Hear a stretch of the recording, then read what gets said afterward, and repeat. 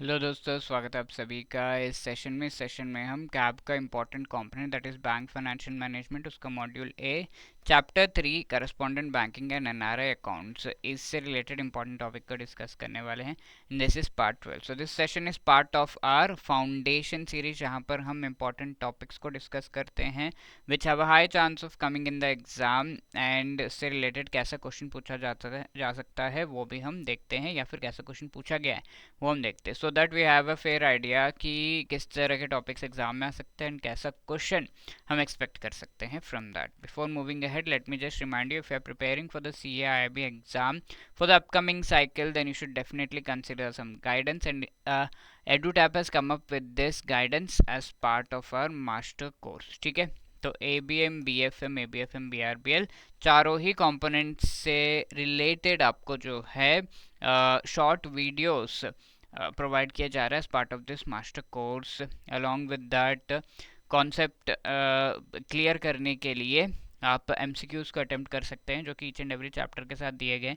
Full length mock test provide किया गया and short notes भी आपको एग्जाम से पहले रिवाइज करने के लिए प्रोवाइड किए जा रहे हैं।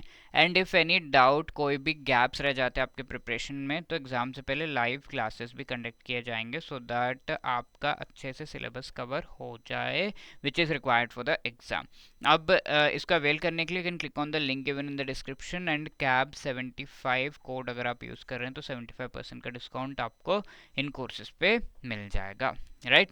तो we have discussed a lot about the correspondent banking NRI accounts और NRI accounts related case studies वगैरह एग्जाम में पूछा जा सकता है। so we'll see 3 case studies here। firstly देखिए, पहला वाला है whether the following transactions pertaining to X who has gone abroad in January 2016। January 2016 ये अब्रॉड जा चुके हैं एंड इंडिया में है अभी टेम्परेरी विजिट के लिए।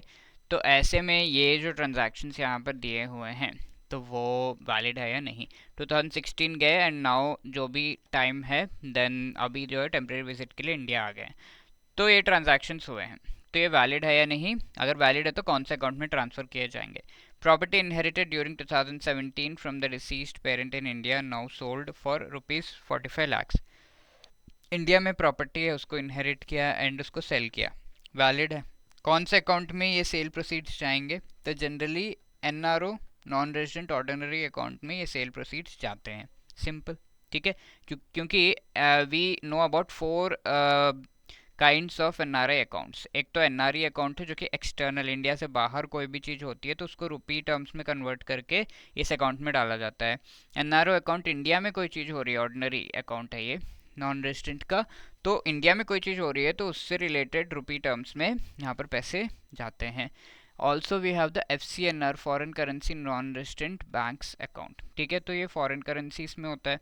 एंड RFC है, RFC is the resident foreign currency, जो रिटर्निंग NRIs है उनके लिए है ये रिटर्निंग। ये तो रिटर्न नहीं हो रहे, टेम्पररी विजिट के लिए आए हैं, तो RFC में नहीं जाएगा।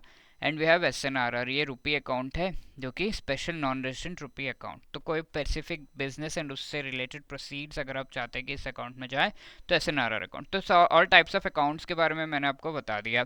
अब इसमें से वेरी इजी है ये समझना कि अगर इंडिया में कोई एक्टिविटी हो रही है तो that goes into the NRO account, तो NRO अकाउंट में जाएगा। Rents received from the tenants every month 0.75 lakhs, again India में एक्टिविटी NRO अकाउंट में जाएगा, this is permitted. FD is open during 2015 को FD ओपन हुआ, 4 लाख रुपीस अभी mature हो गया, तो अगेन प्रोसीड्स है। PF ड्यूज सेटल किए गए हैं, अभी 28 lakhs रिसीव हुआ है, तो that is also going to the NRO account. 1,50,000 loan borrowed from a close relative, अभी रीपे किया गया है, तो ये जो है NRO अकाउंट से निकलेगा, right. So the same thing is given here, you can see सारे के सारे आपके ट्रांजैक्शंस NRO अकाउंट में किए जा सकते हैं। Okay, now moving to the second case study.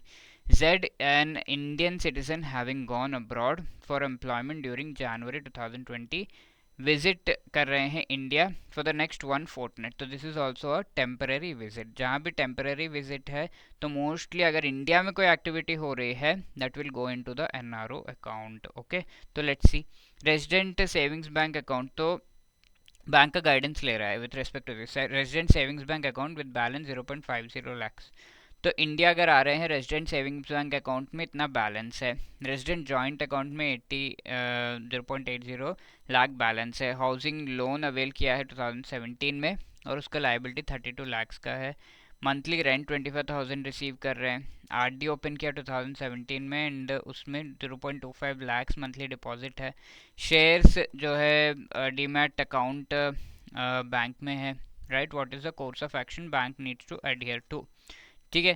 तो ये employ Indian citizen having gone abroad for employment during 2020 India visit करने के लिए आ रहे हैं, तो क्या एक्टिविटीज़ यहाँ पर करने होंगे ये पूछा गया है। एक्सिस नाउ एन एनआरआई, अब एक एनआरआई है, existing resident savings bank account उनका जो है उसे non resident ordinary NRO account में कन्वर्ट कर दिया जाएगा। Resident will be redesignated NRO account जो है उनका ओपन किया जाएगा, वाइफ जॉइंट अकाउंट ओपन कर सकते हैं फॉर्मर या सर्वाइवर बेसिस पर। अब हाउसिंग लोन जो लिया हुआ है तो हाउसिंग लोन एनआरओ अकाउंट के साथ लिंक करके हाउसिंग लोन एनआरओ इस तरीके से ओपन किया जा सकता है, नोटेशन चेंज किया जाएगा और जो भी रेंट्स है वो भी एनआरओ अकाउंट में डाले जाएंगे। अब आरडी जो अकाउंट है वो आरडी एनआरओ अकाउंट में कन्वर्ट हो जाएगा, डीमैट अकाउंट में एक डिटेल दे दिया जाएगा कि डीमैट होल्डर अब एनआरआई बन चुका है। तो वेरी सिंपल है, बैंक की एडवाइसेस दे रहा है। अब थर्ड केस स्टडी है जहाँ पर एक इंडियन है और वो फॉरेन गए हुए हैं और 2010 में गए थे and he returns to India, ठीक है, इंडिया रिटर्न कर जाते 2 दिसंबर 2021, intention to stay at his native place to take care of his aged parents, तो नेटिव प्लेस पे अपने एजेड पेरेंट्स का ध्यान रखने के लिए ही रिटर्न्स बैक। फॉलोइंग यहाँ पर आप इनके जो है बैलेंसेस है वेरियस अकाउंट्स में 31 दिसंबर को।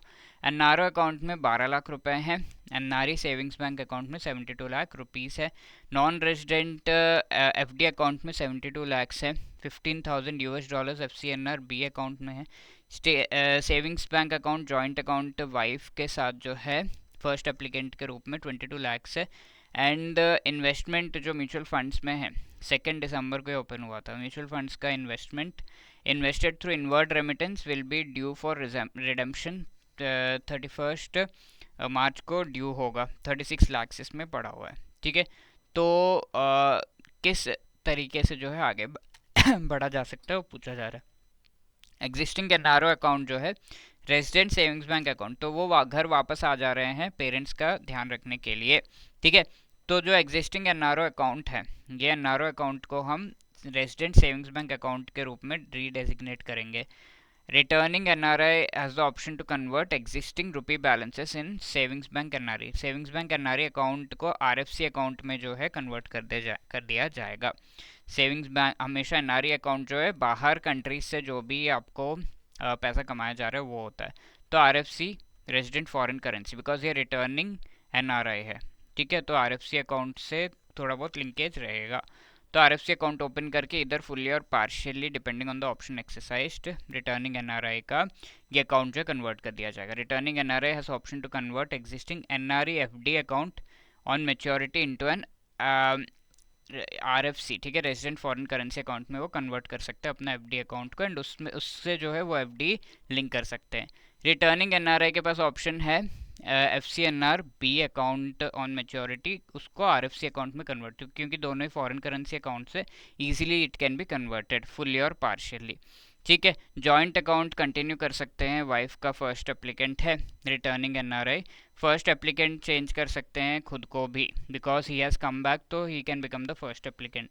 प्रोसीड्स में be credited to resident savings bank account of the NRI, NRI has returned back to India for permanent settlement, the proceeds may be kept in RFC account, ठीक है। तो जो भी resident savings bank account है वहाँ पर रखा जा सकता है, बट फॉर टेम्पररी पीरियड यानी कि अराउंड 2 years का टाइम होता है जब आरएफसी अकाउंट ओपन किया जाता है, तो सारे प्रोसीड्स आरएफसी अकाउंट में जाएंगे, राइट। तो इस तरीके से आप यहाँ पे लिख सकते हो, right. So these were the case studies, thank you so much, I hope you like the session. If you did you can let us know by dropping a comment in the comment section. आप अपनी queries पूछ सकते हैं 8146207241 पर या फिर hello@edutap.co.in पर mail करके भी आप पूछ सकते हैं। All the best for your preparation, thank you.